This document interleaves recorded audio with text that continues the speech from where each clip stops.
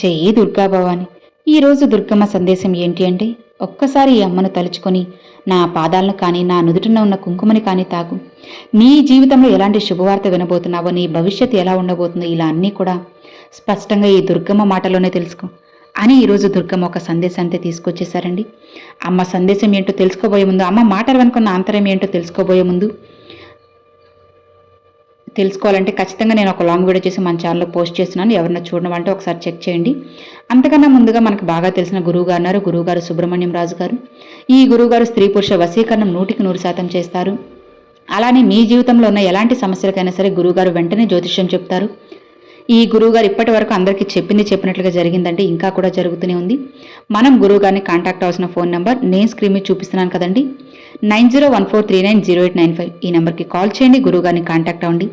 ఫోన్లో కూడా గురువుగారు మీకు జ్యోతిష్యం చెప్తారు. గురువుగారి పేరు సుబ్రహ్మణ్యం రాజు గారు.